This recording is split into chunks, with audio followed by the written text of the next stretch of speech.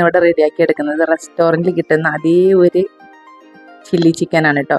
അപ്പോൾ അതിനേക്കാൾ ടേസ്റ്റ് ഉണ്ടെന്ന് തന്നെ പറയുക. അപ്പോൾ നമുക്ക് വീട്ടിൽ തന്നെ കുറഞ്ഞ ചിലവുള്ളൂ കേട്ടോ. അപ്പോൾ നമ്മുടെ ഒരു 2-3 മക്കളൊക്കെ ഉള്ളവർക്ക് ഹോട്ടലിലൊക്കെ പോയിട്ട് ചില്ലി ചിക്കനൊക്കെ കഴിക്കുമ്പോൾ അത്യാവശ്യം റേറ്റ് ആവും. പക്ഷെ അതിനേക്കാൾ ടേസ്റ്റിൽ നമുക്ക് വീട്ടിലുള്ളൊരു സിമ്പിളായിട്ട് തന്നെ ഉണ്ടാക്കിയെടുക്കാൻ പറ്റിയ റെസിപ്പിയാണ്. അപ്പോൾ അതിന് വേണ്ടിയിട്ട് ഞാനിത് 1 kg ചിക്കൻ എടുത്തിട്ടുണ്ട്. നമുക്കിതിലേക്ക് ഒരു 1/2 ടീസ്പൂണോളം മഞ്ഞൾപ്പൊടി, ആവശ്യത്തിനുള്ള ഉപ്പ്, 3/4 ടീസ്പൂൺ ഗരം മസാല, 1/2 ടീസ്പൂൺ കാശ്മീരി മുളക് പൊടി, 1/2 ടീസ്പൂൺ നമ്മുടെ സാധാ മുളക് പൊടി. ഇനി ഇതിലോട്ട് ഒരു 2 ടീസ്പൂൺ ഇഞ്ചി വെളുത്തുള്ളി പേസ്റ്റ്, പിന്നെ നമ്മൾ വിനെഗർ കൂടി ഒഴിച്ച് കൊടുക്കുന്നുണ്ട്. അപ്പോൾ അതില്ലെങ്കിൽ ലെമൺ ജ്യൂസ് ഒഴിച്ച് കൊടുക്കാവുന്ന കേട്ടോ. എന്നിട്ട് നന്നായിട്ട് തന്നെ നമുക്കിതൊന്ന് മിക്സ് ചെയ്തിട്ട് ഒരു അരമണിക്കൂറോളം ഒന്ന് റെസ്റ്റ് ചെയ്യാൻ വേണ്ടി മാറ്റി വെക്കാം. അപ്പോൾ അത് അരമണിക്കൂറിന് ശേഷം ഞാൻ ആ ചിക്കനൊക്കെ നന്നായിട്ട് തന്നെ ഫ്രൈ ചെയ്തെടുത്ത്, അധികം ഫ്രൈ ആവാതെ ഒരു 3/4 ഭാഗത്തോളം ഫ്രൈ ആയാൽ മതി കേട്ടോ.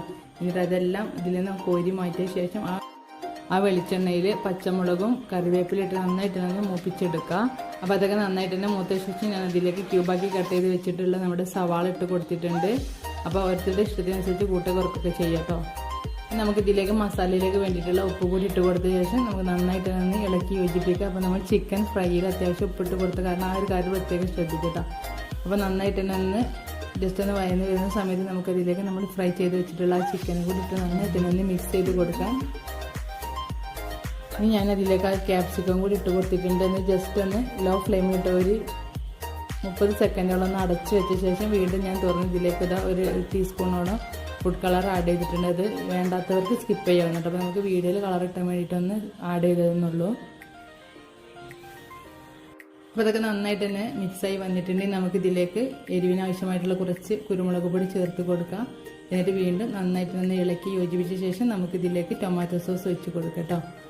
അപ്പം അതും ഇഷ്ടത്തിനനുസരിച്ച് കുറക്കൊക്കെ ചെയ്യട്ടെ. നന്നായിട്ട് തന്നെ ഒന്ന് മിക്സ് ചെയ്ത് കൊടുക്കുക. ഹൈ ഫ്ലെയിമിൽ വെച്ചിട്ട് തന്നെ 1 മിനിറ്റോളം നന്നായിട്ട് തന്നെ ഇളക്കി യോജിപ്പിച്ച ശേഷം നമുക്കതിലേക്ക് ആവശ്യത്തിനുള്ള മല്ലിയില കൂടി ഇട്ട ശേഷം ഇത് നമുക്ക് ഇറക്കി വെക്കാം. അപ്പം നമ്മുടെ restaurant style chicken chilli ready ആയിട്ടുണ്ട്. എല്ലാവരും ട്രൈ ചെയ്ത് നോക്കാം.